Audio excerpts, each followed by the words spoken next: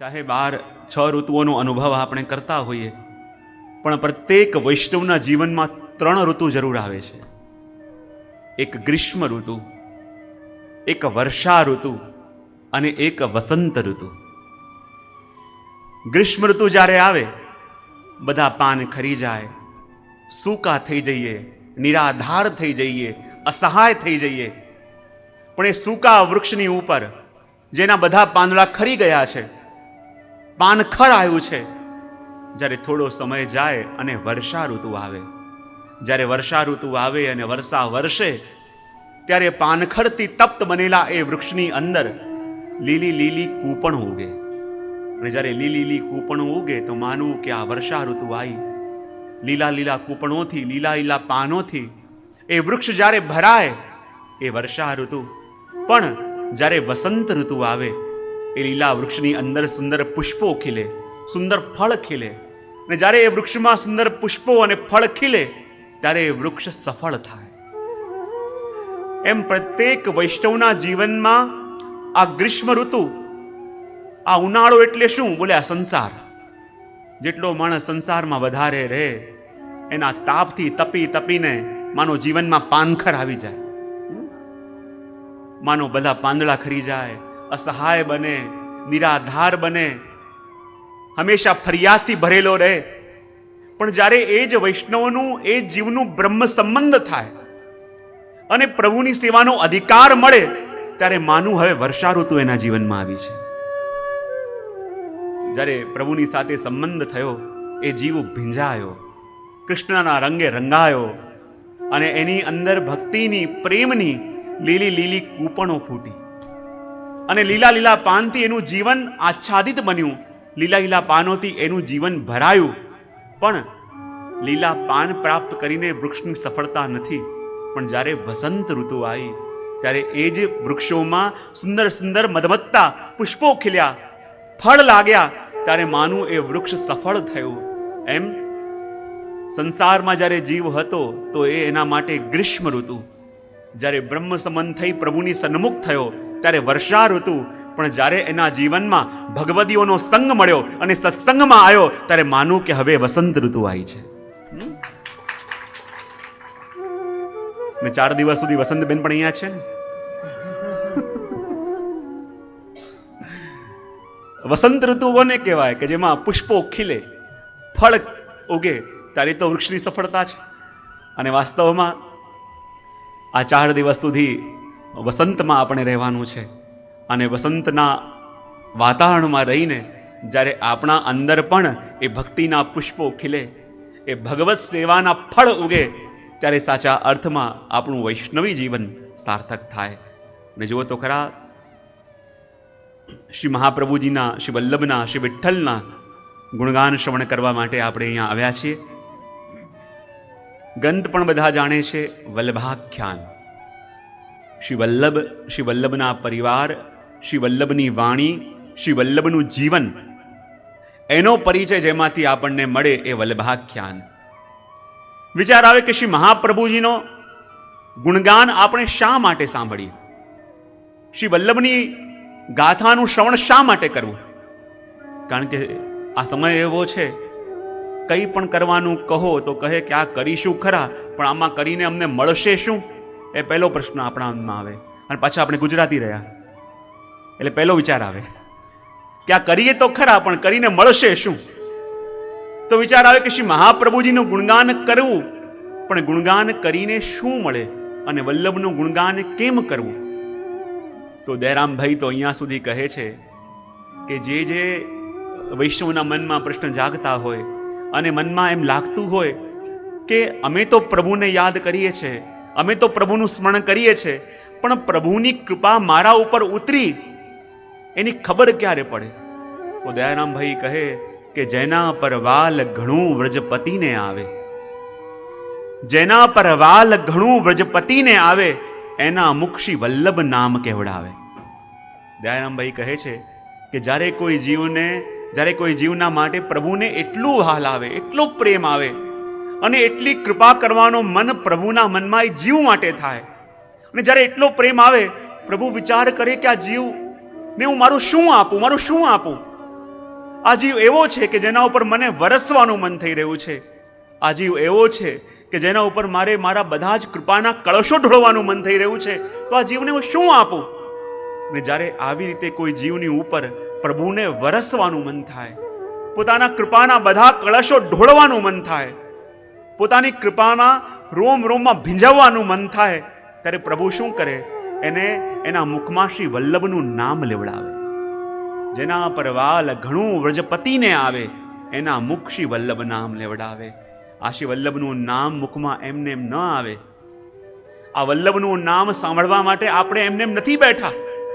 અને જ્યારે વલ્લભનું ગુણગાન સાંભળવા માટે તમે બેઠા છો ને, પછી ક્યારે એવું કહેતા નહીં કે પ્રભુ ક્યારે કૃપા કરે.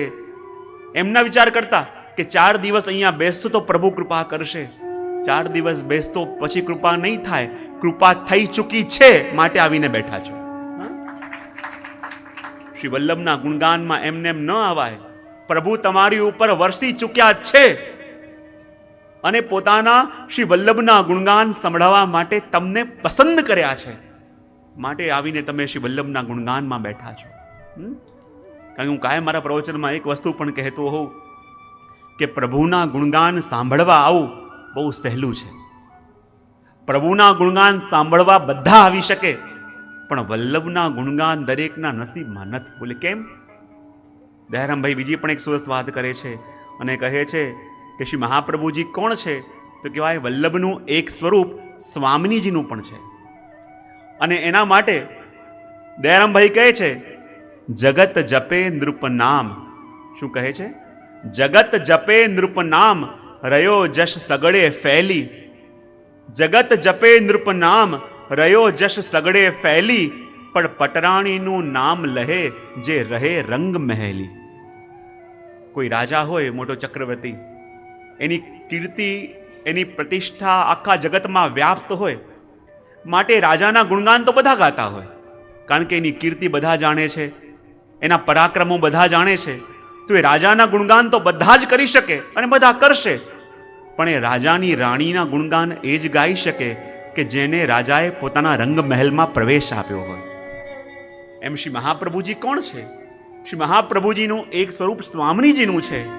એમ પ્રભુના ગુણગાન તો બધા ગાઈ શકે, પણ વલ્લભનું ગુણગાન એ જ ગાઈ શકે કે જેને પ્રભુએ પોતાના રંગમહેલમાં પ્રવેશ આપ્યો છે, જેને પ્રભુએ પોતાના નિકુંજમાં પ્રવેશ આપ્યો છે, જેને પ્રભુએ પોતાના નિજ ધામમાં પ્રવેશ આપ્યો છે.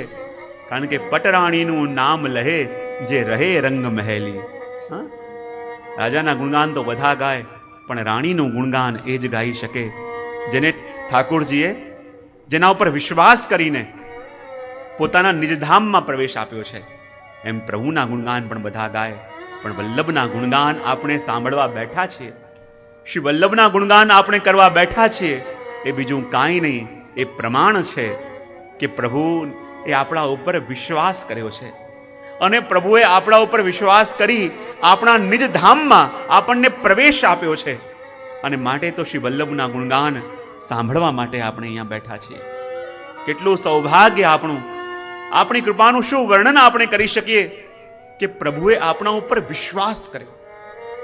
અને કોઈ ચિંતકે બહુ સરસ કહ્યું છે કે કોઈ આપણને એમ કહે કે હું તમને પ્રેમ કરું છું, એ એટલી મોટી વસ્તુ નથી, પણ જ્યારે કોઈ એમ કહે કે હું તમારા ઉપર વિશ્વાસ કરું છું, ત્યારે સૌથી મોટી વસ્તુ છે.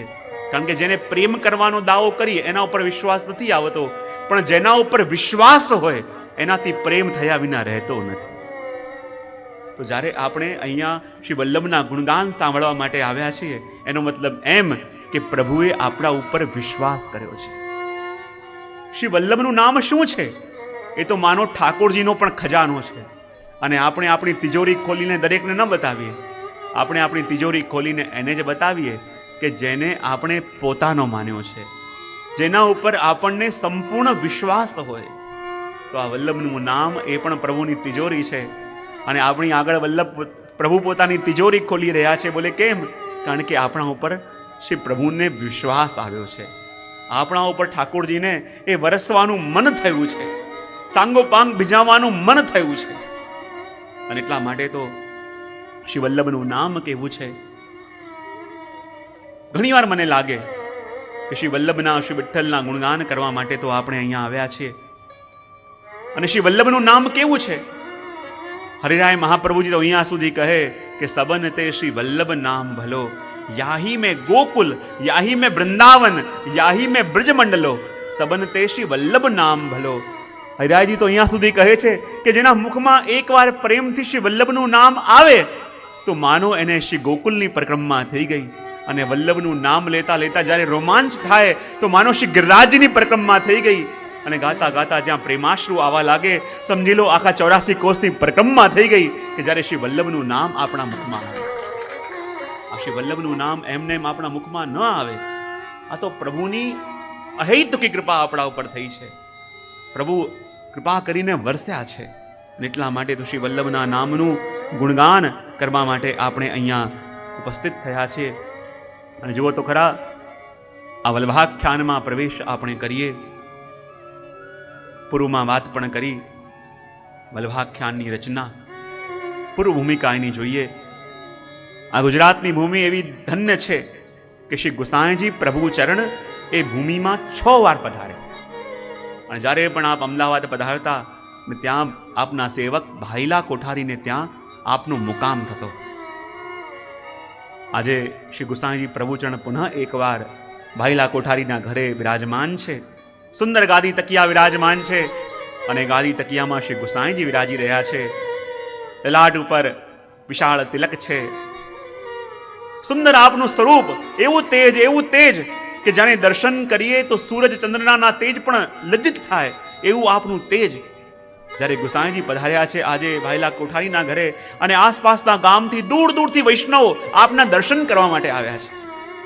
જ્યારે વૈષ્ણવ પાસે આવે, કોઈને ગુસાઈજી ઉપરનો ઓઢાવી રહ્યા છે, કોઈના હાથમાં બીડું આપી રહ્યા છે, પણ ત્યાં જ એક ખૂણામાં ઊભો નાનકડો બાળક કંઈ બોલતો નથી, કંઈ કહેતો નથી. શ્રી ગુસાઈજીના મુખારવિંદ ઉપરની દ્રષ્ટિ છે અને બસ ગુસાઈજીને જોયા કરે છે. ગુસાઈજી પણ બધા વૈષ્ણવ આવે એનું સમાધાન કરે, કોઈના પ્રશ્નનો ઉત્તર આપી રહ્યા છે, કોઈને આશીર્વાદ આપી રહ્યા છે, કોઈ આવી ગુસાઈજીના સંસ્પર્શ કરી રહ્યા છે. પણ જ્યારે કોઈની દ્રષ્ટિ આપણા ઉપર સ્થિર હોય તો આપણી પણ દ્રષ્ટિ વારે વારે ત્યાં જાય. એમ પેલો ઊભો ખૂણામાં શ્રી ગુસાઈજીની ઓર જોઈ રહ્યો છે. ગુસાઈજી ક્યાં છે કોણ? ક્યારે તો ઊભો મારી તરફ દ્રષ્ટિ કરે છે અને ગુસાઈજીની દ્રષ્ટિ પણ એની ઉપર જઈ રહી છે. થોડી વાર થઈ, બધા વૈષ્ણવ ચાલ્યા ગયા અને ત્યારે ભાઈલા કોઠારી નાનકડા બાળકને લઈને આગળ આવ્યા. ગુસાઈજી પૂછ્યું, અરે કોઠારીજી, આ નાનો બાળક કોણ છે? અને ત્યારે ભાઈલા કોઠારીએ પરિચય આપતા કહ્યું, કૃપાનાથ, આ તો આપની ગોમતીનો વર છે. અને જ્યારે શ્રી ગુસાઈજીએ સાંભળ્યું કે આ ગોપાલદાસજી ભાઈલા કોઠારીની પુત્રી ગોમતીના વર છે, ત્યારે ગુસાઈજી કહે, અરે કોઠારીજી, ગોમતી એટલે નદી, અને નદીનો વર તો સાગર કહેવાય. બધી નદીઓ હોય જઈને સાગરમાં મળે. તો કોઠારીજી આપ કહો છો કે આ ગોમતીનો વર છે, તો ગોમતીનો વર તો સાગર હોય, ગાતો હોય, ગુવાટ કરતો હોય, ગર્જના કરતો હોય, તો આ ગોમતીનો વર થઈને મુખ કેમ છે? ત્યારે કોઠારીજીએ કહ્યું, કૃપાનાથ, આપની વાણી છે ને આપની કૃપા છે તો આ જરૂર સાગર થશે, પણ હાલ તો જન્મથી મૂંગા છે. અને જ્યાં શ્રી ગુસાઈજીએ સાંભળ્યું અને ભક્તની વાણીને શ્રવણ કરી કે કૃપાનાથ, આપની કૃપાથી જરૂર સાગર થશે, પણ હાલ તો જન્મથી મૂંગા છે. અને જો આ ગોપાલદાસજી પણ કોણ છે? આ ગોપાલદાસજી પણ બીજું કોઈ નથી. અનેક મતો પ્રચલિત છે. એક અર્થ એ પણ છે કે જ્યારે ભગવાન રાજા મુચકુંદની ગુફામાં પધાર્યા અને રાજા મુચકુંદે કહ્યું, કૃપા કરો કે મને ભક્તિ મળે, ત્યારે પ્રભુએ કહ્યું કે આ જન્મમાં નહીં, તમને આવતા જન્મમાં ભક્તિ મળશે. અને કહેવાય એ જ રાજા મુચકુંદ બીજા જન્મમાં નરસિંહ મહેતા સ્વરૂપે આવ્યા અને એ જ નરસિંહ મહેતા ગોપાલદાસજીના સ્વરૂપે પધાર્યા. બોલે કેમ? કારણ કે એ જન્મમાં પ્રભુએ કૃપા કરીને રાગ કેદારો આપ્યો હતો, પ્રભુના દર્શન થયા હતા, પણ પ્રભુએ આપેલા આ રાગથી, પ્રભુએ આપેલી વાણીથી પ્રભુને જાણે અજાણે શ્રમ પહોંચાયો હતો. પોતાના કાર્ય સાધવા માટે જાણે અજાણે પ્રભુને શ્રમ પડ્યો હતો. મારી હુંડી સ્વીકારો મહારાજ. માટે વિચાર કર્યો કે ગત જન્મમાં તો મારી વાણી દ્વારા જ મેં પ્રભુને જાણે અજાણે શ્રમ આપ્યો છે, માટે આ જન્મમાં બોલવું જ નથી, એમ વિચાર કરીને મૂક રહ્યા. અને બીજો કાકા વલ્લભજીનો એક મત બીજો પણ છે. કાકા વલ્લભજી કહે છે કે આ ગોપાલદાસજી બીજું કાંઈ નહીં પણ પ્રભુની સારસ્વત કલ્પની લીલામાં વિદુરજી સ્વરૂપે પ્રગટ્યા હતા. અને વિદુરજી જ્યારે વજમાં ગયા તો ઉદ્ધવજી ત્યાં આવ્યા. અને ઉદ્ધવજી એ કે જેણે વ્રજભક્તોની લીલાનો અનુભવ કર્યો હતો અને વ્રજભક્તોની કૃપાથી પ્રભુના પ્રગટ લીલાના દર્શન પણ કર્યા હતા. અને એ ઉદ્ધવજી જ્યારે વજમાં આવ્યા અને વિદુરજી સાથે એમનો સંવાદ થયો અને પોતે જોયેલી લીલાના અનુભવ ઉદ્ધવજીએ વિદુરજીને કહ્યા. તો ભક્તના મુખથી લીલાનું શ્રવણ વિદુરજી કર્યું હતું પણ હજી દર્શન થયા નતા, માટે એ જ વિદુરજી બીજા જન્મમાં નરસિંહ મહેતા સ્વરૂપે પધાર્યા, શિવજીની આરાધના કરી અને શિવજીની કૃપાથી રાસના દર્શન થયા. પણ એ દર્શન કરીને મર્યાદા ભક્તિ પૂરી થઈ. અને એ જ નરસિંહ મહેતા જ્યારે ગોપાલદાસજી સ્વરૂપે પુનઃ પ્રગટ્યા તો હવે શ્રી ગુસાઈજીની કૃપાથી એમને પુષ્ટિ ભક્તિ સ્ફુરિત થશે. અને કહેવાય કે જ્યાં સામે ઉભા ઉભા ગોપાલદાસજી પ્રભુના દર્શન કરતા હતા અને જ્યાં ગુસાઈજીએ સાંભળ્યું કે એમના શિષ્ય કહી રહ્યા છે, ભાઈલા કોઠારી કહી રહ્યા છે કે હાલ તો જન્મથી મૂંગા છે પણ આપની કૃપાથી જરૂર સાગર થશે. અને ત્યાં ગુસાઈજીએ નાનકડા ગોપાલદાસજીને પોતાની પાસે બોલાવ્યા. અને જ્યાં ગોપાલદાસજી પાસે આવ્યા, નાનકડા 9 વર્ષના ગોપાલદાસજીને પોતાના ખોળામાં બેસાડ્યા અને પોતાના મુખમાંથી ચરબી તાંબુલ કાઢી એમના મુખમાં પધરાયો. અને જેવું ચરબી તાંબુલ ગોપાલદાસજીના મુખમાં પધરાયું અને જન્મથી મૂંગા એવા ગોપાલદાસજીને એક અલૌકિક વાણી સ્ફુરી. જે જન્મથી મૂંગા હતા એ ગોપાલદાસજીએ શ્રી ગુસાઈજીની કૃપાથી આ 9 આખ્યાન ગાયા. જો હું ઘણી વાર આ પ્રસંગમાં કહેતો હોઉં કે આપણે ભલે એમ માનીએ કે શ્રી ગુસાઈજીએ પોતાના ખોળામાં બેસાડી અમૃત આપ્યું અને વાણી સ્ફુરિત થઈ, પણ મને તેવું લાગે છે કે જ્યારે ગોપાલદાસજી આગળ ઊભા હતા અને ગુસાઈજીની તરફ દ્રષ્ટિ રાખતા હતા અને એ વખતે વારે વારે જ્યારે ગુસાઈજી એમની ઉપર દ્રષ્ટિ કરતા હતા, મને તેવું લાગે છે કે દ્રષ્ટિથી જ ગોપાલદાસજીનું કામ થઈ ગયું હતું. આ તો એક મર્યાદા રાખવા માટે આપને મુખમાં અધરામૃત પધરાયું. બાકી જ્યારે ગુરુની દ્રષ્ટિ પડે એ દ્રષ્ટિ પડતાની સાથે જ એમના કાર્ય તો સિદ્ધ થઈ ગયા હતા. દ્રષ્ટિની સાથે સાધનનું દાન આપી દીધું હતું અને અધરામૃત આપીને ફલનું દાન પણ કર્યું. સાધનને યોગ્ય બનાયા દ્રષ્ટિથી અને ફલને યોગ્ય બનાયા અધરામૃતથી. મેં જો તો ખરા ગુરુની કૃપા પણ 4 પ્રકાર બતાવ્યા ને. જ્યારે ગુરુ પોતાની કૃપાનો અનુભવ કરાવે તો શાસ્ત્રો કહે છે કે તો વાણી દ્વારા, બીજું સ્પર્શ દ્વારા, ત્રીજું દૃષ્ટિ દ્વારા અને ચોથું સ્મરણ દ્વારા. ગુરુની કૃપા 4 રીતે થાય. સૌથી પહેલા તો વાણી દ્વારા. વાણી દ્વારા એટલે ગુરુની સન્મુખ બેઠા હોઈએ અને ગુરુનો મુખથી કોઈ એક એવો શબ્દ નીકળ્યો અને હોઈ શકે એક શબ્દ જીવનમાં એવો અસર કરી ગયો કે માણસનું આખું જીવન બદલાઈ જાય, ત્યારે માનું આ કૃપા વાણી દ્વારા થઈ. બીજી કૃપા છે દૃષ્ટિ દ્વારા. ઘણા કહેતા હોય કે અમે ફલાણી જગ્યા ગુરુ પાસે ગયા પણ અમારાથી બોલ્યા જ નહીં. કહેવાનું મન થાય ભલે બોલ્યા નહીં પણ દ્રષ્ટિ તો કરી ને. પેલો કે હા દ્રષ્ટિ તો કરી, દ્રષ્ટિ કરી સમજી લો કામ થઈ ગયું તમારું. કારણ ગુરુ પણ કૃપાનું દાન પોતાની દ્રષ્ટિ દ્વારા કરે. અને પ્રસંગ આવે છે આચાર્યને પધારતા હતા મથુરાના બજારમાંથી અને જેટલા પણ ભગવત સ્વરૂપો ત્યાં હતા ને જેવી દ્રષ્ટિ પડી આપની દ્રષ્ટિ માત્રથી બધા પ્રગટ થઈ ગયા ને જેવી જેવી લીલાના સ્વરૂપો હતા એ બધી લીલા કરવા લાગ્યા. પોતાની દ્રષ્ટિ માત્રથી અંદર છુપાયેલું સ્વરૂપ પ્રગટ કરી દે. અને એવી રીતે જ્યારે ગુસાઈજીની દ્રષ્ટિ ગોપાલદાસજી ઉપર પડી અને માનો દ્રષ્ટિ માત્રથી લીલાની સ્મૃતિ થઈ અને અધરામૃતથી વાણીનો અધિકાર આપ્યો.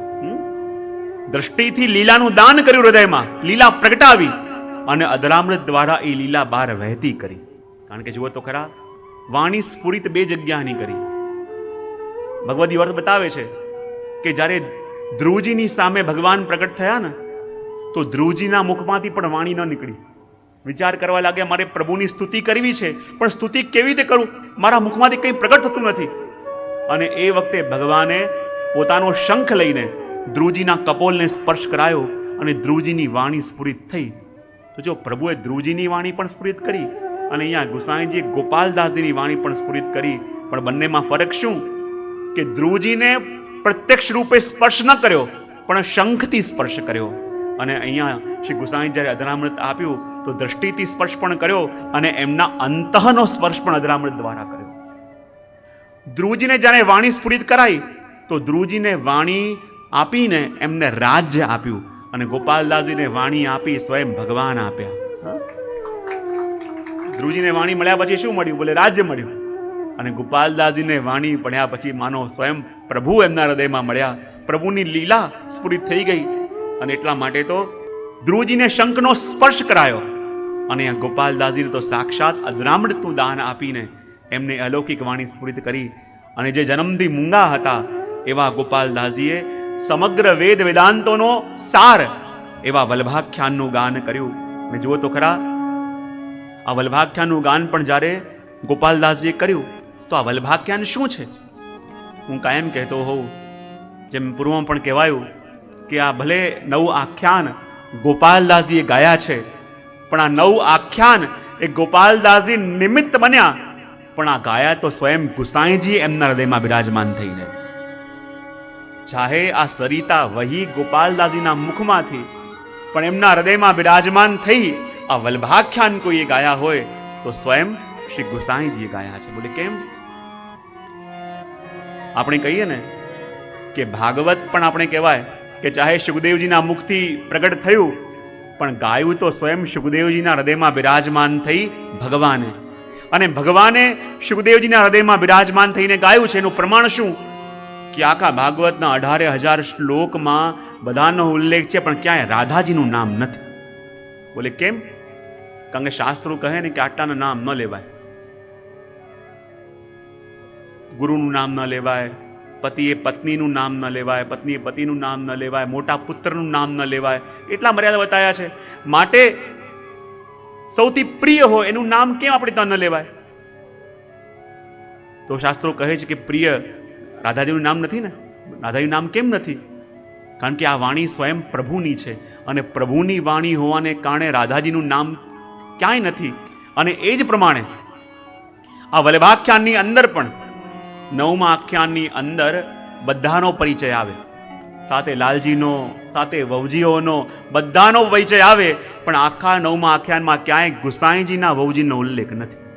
એટલે કેમ? કારણ કે આ સ્વયં શ્રી ગુસાઈજીની વાણી છે. અને પ્રિયનું નામ આપણે કેમ નથી લેતા? તો કહેવાય કે આ જગતમાં જેનું જેનું પણ નામ છે ને એનું નાશ નિશ્ચિત છે. જગતમાં જેનું જેનું પણ નામ છે એનું નાશ નિશ્ચિત છે. માટે આપણે કહીએ કે જે આપણા પ્રિય છે, ચાહે આપણો નાશ થાય પણ એનો નાશ ક્યારે ન થાય. માટે સંકેતના નામથી બોલાવાય. અને એટલા માટે રાધાજીનું નામ ભાગવતમાં ક્યાંય નથી.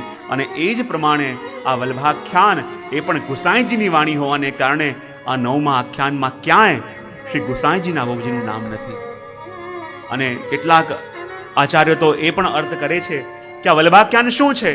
તો કહેવાય કે વલ્લભાખ્યાન એ છે કે જેની અંદર પ્રભુની વાણી પણ છે, ગુરુની વાણી પણ છે અને ભગવદીની વાણી પણ છે.